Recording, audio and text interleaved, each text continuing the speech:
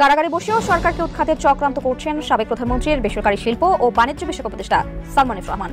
কারাগারে থেকেই অন্তর্বর্তীকালীন সরকারকে উৎখাতের চক্রান্ত করছেন পতিত প্রধানমন্ত্রী শেখ হাসিনার বেসামরিক শিল্প ও বাণিজ্য বিষয়ক উপদেষ্টা সালমান এফ রহমান, সাবেক আইসিটি প্রতিমন্ত্রী জুনাইদ আহমেদ পলক সহ বিভিন্ন মন্ত্রী। আদালতে এসে সরকারের বিরুদ্ধে সাবেক প্রধানমন্ত্রী শেখ হাসিনার বার্তা অনুসারে সবাইকে প্রস্তুত থাকতে নির্দেশ দেন সালমান এফ রহমান। বঙ্গবন্ধুর স্বপ্নের সোনার বাংলা গড়ার যুদ্ধে আবারও ঝাঁপিয়ে পড়ার ঘোষণা দিলেন আওয়ামী লীগ সাধারণ সম্পাদক ও সেতুমন্ত্রী ওবায়দুল কাদের। পালিয়ে থাকা নেতারা এবার গণমাধ্যমকে জানিয়েছেন ২৬শে মার্চ বাংলাদেশে ফিরবেন তারা। গোপনে আশ্রয় নিয়ে আওয়ামী লীগের শীর্ষ নেতারা দলকে পুনরুজ্জীবিত করার চেষ্টায় রয়েছেন বলে একটি প্রতিবেদন প্রকাশ করেছে ভারতীয় গণমাধ্যম ইন্ডিয়ান এক্সপ্রেস। ওবায়দুল কাদের থেকে শুরু করে যে আরো যে টপ লেভেলের যে নেতা কর্মীরা যে বা যারা নাকি দেশ ছাড়ছে তাদের কি আপনার বাংলাদেশে অতি দ্রুত তারা আসতেছে ইনশাআল্লাহ। আগামী ২৬শে মার্চ একযোগে আওয়ামী লীগের কয়েক শতাধিক এমপি মন্ত্রীরা দেশে ফিরবেন। একে একে সবাই খোলস ছেড়ে বেরিয়ে আসছেন। একে একে সবাই বাংলাদেশের বিরুদ্ধে যাদের অবস্থান, নিজেদের অবস্থানকে স্পষ্ট করার ঔদ্ধত্য দেখাচ্ছে। যে ভুলের খেসারত দিচ্ছে সমন্বয়করা, এই সমন্বয়করা যদি অতীতে শুধুমাত্র একটা সিদ্ধান্ত নিতে পারতো তাহলে। আসসালামু আলাইকুম প্রিয় দর্শক শ্রোতা, আশা করি সবাই ভালো আছেন। নতুন একটি ভিডিওতে সবাইকে স্বাগতম। বাংলাদেশের রাজনৈতিক প্রেক্ষাপট নিয়ে ভিডিওর শুরুতেই কিছু ভিডিওর অংশবিশেষ আপনারা দেখেছেন। মূলত আজকের এই ভিডিওটিতে সেই সকল ভিডিওর বিস্তারিত আলোচনা দেখতে পারবেন। ভিডিওর শুরুতেই যে সকল ভিডিও দেখেছেন তা থেকে আন্দাজ করতে পেরেছেন আজকের এই ভিডিওটি কতটুকু গুরুত্বপূর্ণ হতে চলেছে। অতএব চলুন না টেনে একটি লাইক দিয়ে সম্পূর্ণ ভিডিওটি দেখে আসি।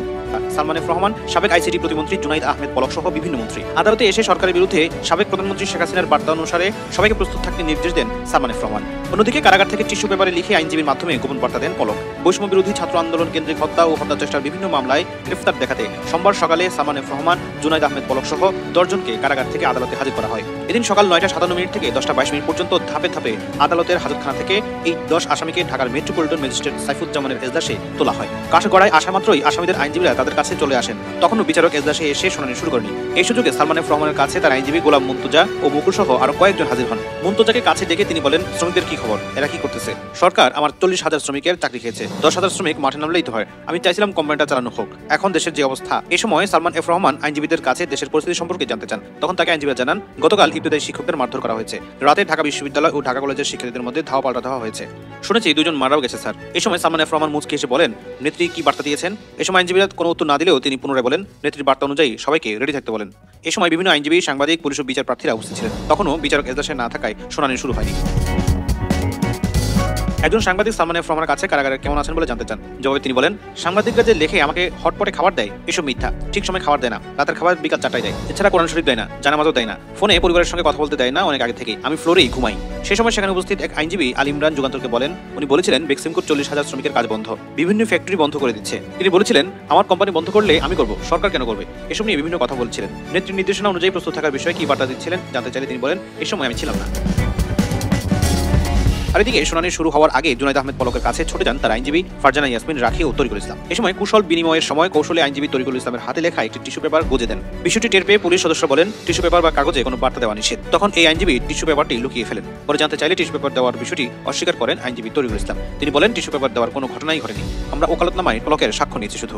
এছাড়া বিভিন্ন বিষয় নিয়ে পলক তার আইনজীবীদের সঙ্গে কথা বলতে থাকেন। এই সময় তার আইনজীবীরাও দেশের পরিস্থিতি, যেমন ঢাকা বিশ্ববিদ্যালয়, ঢাকা কলেজের মারামারির ঘটনা তুলে ধরেন। এরপর আইনজীবীদের সঙ্গে পলকের চলে নানা কথোপকথন। তিনি আইনজীবী ফারজানা ইয়াসমিন রাখিকে বলেন, কারাগার থেকে তার পরিবারের সঙ্গে কথা বলতে দেওয়া হচ্ছে না, অন্যদের কথা বলতে দিলেও নিরাপত্তার অজুহাতে তাকে দেওয়া হচ্ছে না, তাকে যেন যে কোনো শর্তে কথা বলতে দেওয়া হয়, এজন্য আইনজীবীকে আদালতে বলতে বলেন তিনি। এ বিষয়ে ঢাকা মহানগর পাবলিক প্রসিকিউটর ওমর ফারুকি যুগান্তরকে বলেন, এর আগে দীপমণিকে টিস্যু পেপারে চিঠি লেখার ঘটনা ঘটে, এতে কয়েকজন পুলিশের বিষয়েও তদন্ত করা হচ্ছে। আজ পলকের টিস্যু পেপার দেওয়ার ঘটনা জানি না। আইনজীবীরা আসামিদের ওকালতনামায় স্বাক্ষর করতে গেলে অনেক কথাই বলে, এগুলো তো ঠেকানো যায় না। আসামি আইনজীবীরা সবাই তো রাজনৈতিক, তবে আদালতে এসব চিঠি বা রাজনৈতিক বার্তা আদান প্রদান উচিত নয়। এদিকে হাসানুল হক ইনু ও রাশেদ খান মেননকে আইনজীবীদের সঙ্গে কথা বলতে দেখা যায়। এই সময় মেননকে তার এক আইনজীবী জানান, গতকাল হাইকোর্টে আপনার 4টা মামলায় জামিন চাওয়া হয়েছে, কিন্তু সবগুলো রিজেক্ট করা হয়েছে। এরপর মেনন আইনজীবীকে বলেন, আপনারা হাইকোর্টে গেছেন কেন? এরপর মেনন আরো বলেন, আমার তো 17 থেকে 18টা মামলা হয়ে গেছে মনে হয়। তখন আইনজীবীরা মেননকে জানান 21টা মামলা স্যার। তখনই মেননের ঘাড়ে হাত রেখে দাঁড়িয়ে থাকা হাসানুল হক ইনু রসিকতা করে বলেন, আমার তো 40টা বার হয়েছে, আমার নামে 80টা না হলে হয় নাকি? পরক্ষণে মেনন আইনজীবীদের বলেন, পত্রিকায় তো আমাদের কোনো খবর দেখি না। তখন এক আইনজীবী উত্তর বলেন, সব কন্ট্রোল করা হচ্ছে স্যার। যে ভুলের খেসারত দিচ্ছে সমন্বয়করা, এই সমন্বয়করা যদি অতীতে শুধুমাত্র একটা সিদ্ধান্ত নিতে পারতো তাহলে এই পরিস্থিতিতে অন্তত তাদের করতে হতো। খেসারত বলতে কি বোঝায়? ক্ষতিপূরণ, আসল কোনা যাকে বলে। তারা যে ভুলটা করছে সেই ভুলের আসল বা সেই ভুলটা যে শুধু তাদের জীবনে পড়তেছে তা না, রাষ্ট্রীয়ভাবে রাষ্ট্রেরও মানে অনেক ক্ষতি হয়ে গেছে। যে ক্ষতির আসল বলেন, খেসারত বলেন, ক্ষতিপূরণ বলেন, তাদেরকে চুকাতে হবে। লাস্ট দেখেন ঢাকা বিশ্ববিদ্যালয় এবং এই 7 কলেজ সহ 7 কলেজ এবং ঢাকা কলেজের ত্রিমুখী সংঘর্ষ। সমন্বয়ক হাসনাত সাহেব তিনি গেছে, তিনি বলতেছে যে আমি থামানোর জন্য গেছি, সংঘর্ষ যাতে না হয়। সেখানে গিয়ে তাকে ভুয়া স্লোগান শুনতে হয়েছে, ধাক্কা খাইতে হয়েছে, অপমান হতে হয়েছে, লাঞ্ছিত হতে হয়েছে। অথচ জাস্ট একটা ভুল যদি তারা না করতো, তাদের এই অধঃপতন এইভাবে হতো না। দেখেন তাদের সাথে সাধারণ মানুষ কতক্ষণ ছিল, সাধারণ মানুষের কথা বাদ দেন, তারা যাদের সাথে উঠা বসা করে, তারা এবং তাদের আশেপাশে যে সহপাঠী আছে, সাধারণ শিক্ষার্থী এবং সমন্বয়, এদের মধ্যে অন্তত ফাটলতা ধরতো না। এবং শুধু ঢাকা বিশ্ববিদ্যালয় না, ঢাকা বিশ্ববিদ্যালয়, জাহাঙ্গীরনগর বিশ্ববিদ্যালয়, চট্টগ্রাম বিশ্ববিদ্যালয়, ইসলামী বিশ্ববিদ্যালয়, 7 college, Dhaka college, city college, যাই বলেন, সারা বাংলাদেশের সকল জাতীয় বিশ্ববিদ্যালয় সহ সকল শিক্ষার্থীরা তাদেরকে, এই সমন্বয়ক যারা আমরা বলি, তাদেরকে মাথায় তুলে রাখতো এবং মনে করতো যে এরাই ভবিষ্যৎ নেতা। যদি তারা যখন প্রধান উপদেষ্টা, দ্বিতীয়বার প্রধান উপদেষ্টা প্রথমবার যখন ভাষণ দিল জাতির উদ্দেশ্যে 25 তারিখে, পরবর্তীতে 25শে আগস্টে যখন ভাষণ দিল জাতির উদ্দেশ্যে, সেই ভাষণে বলছিল ছাত্রদের এখন পড়ার টেবিলে ফিরে যাওয়া উচিত। অন্তত ওই 25 তারিখের পরে তাদের পড়ার টেবিলে ফিরে যাওয়া উচিত ছিল। তারা যদি পড়ার টেবিলে ফিরে যেত, আমরা শুনি যে বিভিন্ন সমন্বয়ক নাকি এই দুর্নীতির সাথে জড়িত, এই চাঁদাবাজির সাথে জড়িত, তারা এত টাকা কামাইছে, একজন 15,000 টাকা দামের পাঞ্জাবি পরে, এত টাকা কই পায়, তারপরে দামি গাড়িতে চলে। এর চেয়ে বেশি অনেক বেশি কিছু করতে পারে। তাদেরকে ফ্রন্ট পেজে থাকার তো দরকার ছিল না। তারা সরকার গঠন করছে, দেখেন তাদের সাথে সাধারণ শিক্ষার্থীরা কতক্ষণ ছিল। যখন আপনাদের আনসাররা যখন সচিবালয়ের সামনে অবস্থান নিল, তখন কিন্তু এই ছাত্র এবং সমন্বয়করা গিয়ে আনসারদের ওখান থেকে বিতরিত করলো। সাধারণ মানুষের মনের মধ্যে একটু প্রশ্ন উঠছিল, আলোচনা উঠছিল যে এই সাধারণ শিক্ষার্থীদের তাদের তো এটা কাজ না, তারা কেন এই আনসারদের বা বিভিন্ন আন্দোলন দমাতে যাবে, পেটাতে যাবে, তারপর আপনার ছাত্রলীগ বলবে, যে কোনো আন্দোলনে আওয়ামী লীগ বলবে, এটা তাদের কাজ না। এই তখন থেকে কিন্তু সাধারণ শিক্ষার্থী সহ সাধারণ মানুষের মনের মধ্যে তাদের প্রতি একটা অনীহা সৃষ্টি। তাছাড়া আপনি দেখেন প্রধান বিচারপতির বাসভবন ঘেরাও করে তাকে পদত্যাগে বাধ্য করা, বিচারকদের বাধ্য করা, আইনজীবীদের বাধ্য করা, এগুলোর সাথে কিন্তু জনগণ ছিল, বলছে ঠিকই আছে।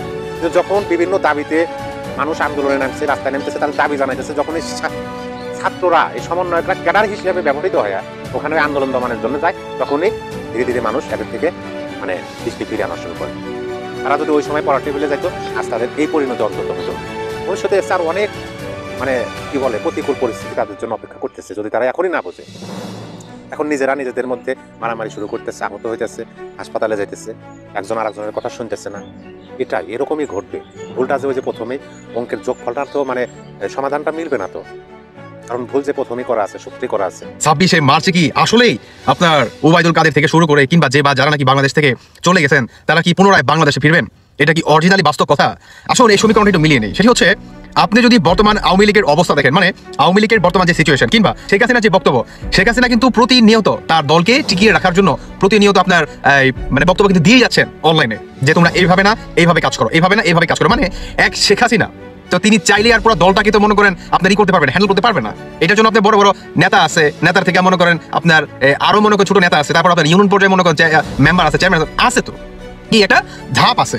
তো শেখ হাসিনা একটা বক্তব্য কিন্তু বলছিল যে বাংলাদেশের প্রতিটি ইউনিয়ন থেকে শুরু করে জেলা, ডিস্ট্রিক্ট থেকে শুরু করে সব জায়গায় তোমরা ছোট ছোট করে হোক বড় বড় করে যা যতটুকু সামর্থ্য আছে তোমরা একটা কমিটি গঠন করো, এবং রাজপথে যখন আমরা নামতে বলবো তখন তোমরা কি নেমে যাবে বা সেই পদক্ষেপ নেবে। এটার জন্যই আপনার ওবায়দুল কাদের থেকে শুরু করে যে আরো যে টপ লেভেলের যে নেতা কর্মীরা যে বা যারা নাকি দেশ ছাড়ছে, তাদের কি আপনার বাংলাদেশে অতি দ্রুত তারা আসতেছে ইনশাআল্লাহ, এটা বাস্তব। তবে অনেকেই বলতে পারে যে ভাই অন্তর্বর্তীকালে সরকার কিংবা সমন্বয়ক উপদেষ্টারা এরা তো এদেরকে গ্রেফতার করবে কিংবা এরা তো এটা করবে সেটা করবে, তাদের তো ফাঁসি পর্যন্ত হয়ে যাবে।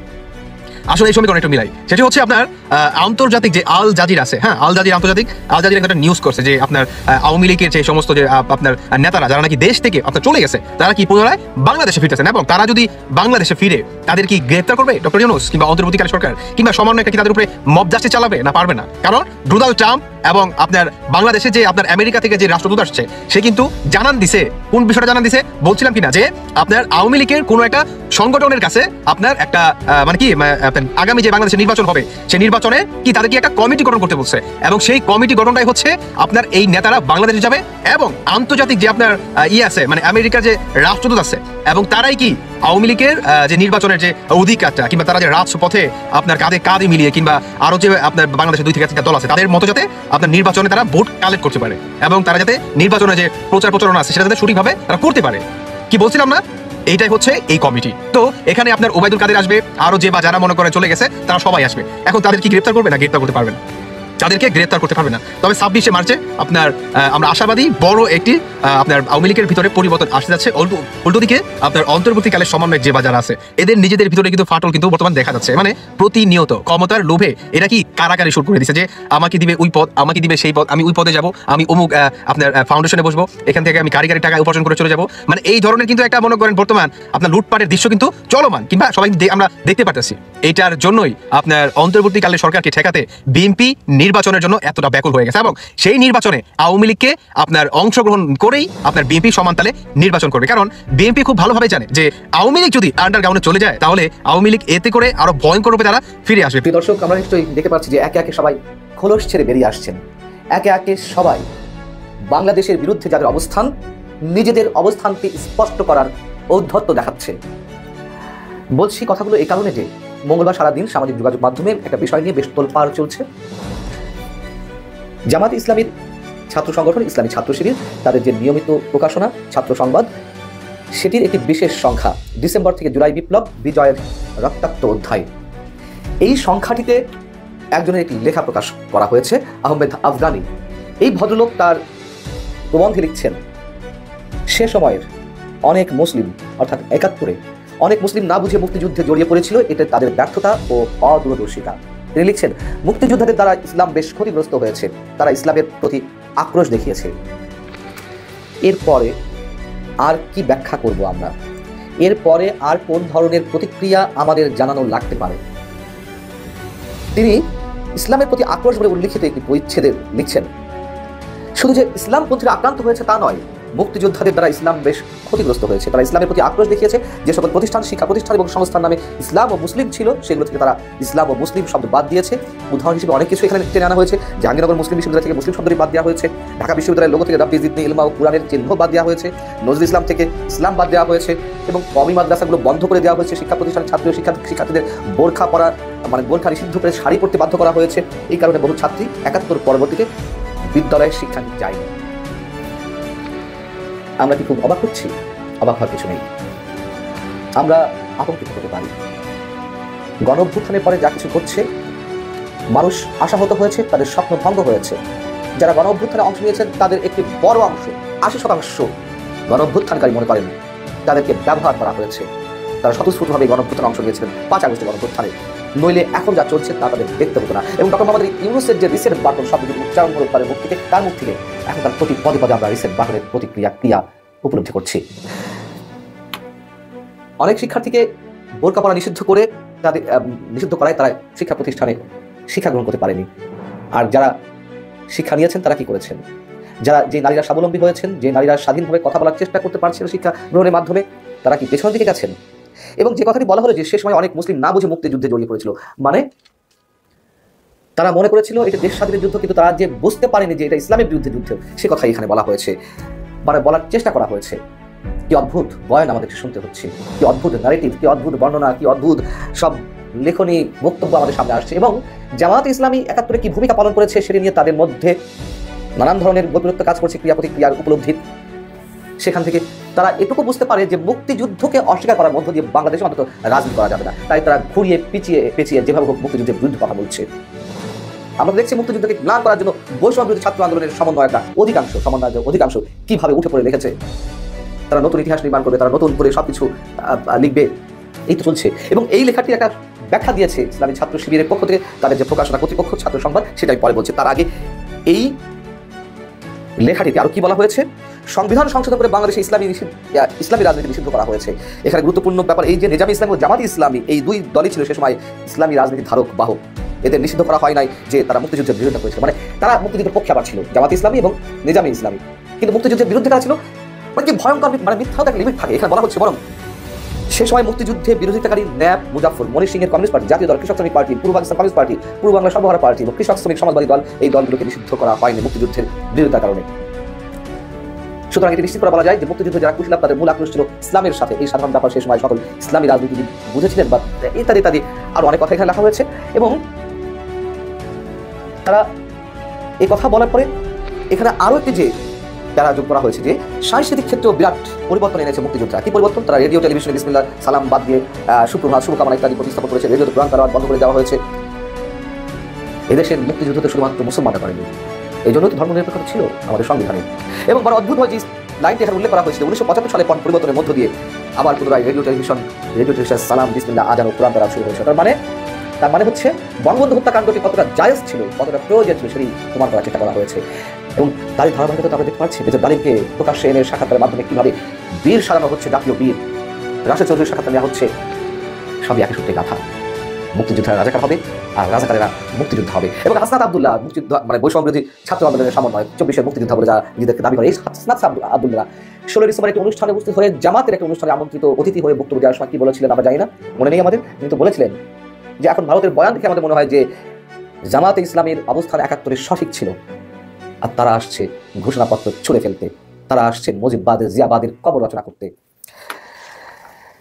এই লেখাটি ছাত্র সংবাদের যে পরীক্ষা প্রকাশিত হলো তার প্রতিবাদে বা কর্তৃপক্ষ একটি ব্যাখ্যা দিয়েছে কি যে এই মন্তব্যটি একান্তই লেখকের ব্যক্তিগত মতামত। আমাদের সম্পাদকীয় নীতি অনুযায়ী আমরা প্রত্যেকের যে কোনো ইতিবাচক মত প্রকাশের স্বাধীনতা বিশ্বাস করি। কত বড় ভণ্ডামি! তারা দায় এড়ানোর চেষ্টা করছে, আবার বলছে যে তার ব্যক্তিগত মতামত, তারা মুক্ত স্বাধীনতা বিশ্বাসী, তারা অবাধ মুক্ত গণমাধ্যম বিশ্বাসী ইত্যাদি বলার চেষ্টা করছে। আবার বলছে যে ইতিবাচক যে কোনো লেখা, তাহলে এই লেখাটি তাদের কাছে ইতিবাচক মনে হয়েছে। যদি লেখকের স্বাধীনতা বিশ্বাসী হয়েই থাকে তাহলে জামাতের বিরুদ্ধে কোনো লেখা কিংবা পাকিস্তানের কোনো বিরুদ্ধে কোনো লেখা তারা কি প্রকাশ করবে? নিশ্চিতভাবে নয়। এইভাবে আমাদের স্বপ্নগুলো লুট হয়ে যাচ্ছে, ইতিহাসগুলো খণ্ডিত বিকৃত করা হচ্ছে। যে আওয়ামী লীগকে আমরা বলি যে ইতিহাস মুক্তিযুদ্ধের চেতনা নিয়ে ব্যবসা করেছে, যার জন্য আমরা আওয়ামী লীগ অনেকে ঘৃণা করি, আর এখন মুক্তিযুদ্ধের নাম গন্ধ নিশানা মুছে ফেলা হচ্ছে। আমি আশা করি সম্পূর্ণ ভিডিওটি দেখেছেন এবং বাংলাদেশের এই রাজনৈতিক প্রেক্ষাপট নিয়ে আপনার কি মতামত অবশ্যই কমেন্ট বক্সে জানিয়ে যাবেন। ভিডিওটি ভালো লেগে থাকলে শেয়ার করতে ভুলবেন না। আমাদের এই চ্যানেলে নতুন হয়ে থাকলে চ্যানেলটি সাবস্ক্রাইব করে চ্যানেল পাশে থাকবেন। আর যারা ইতিমধ্যে চ্যানেলটি সাবস্ক্রাইব করেছেন তাদেরকে অসংখ্য ধন্যবাদ। দেখা হবে নতুন কোনো ভিডিও নিয়ে, ততক্ষণ সবাই সুস্থ থাকবেন। আল্লাহ হাফেজ।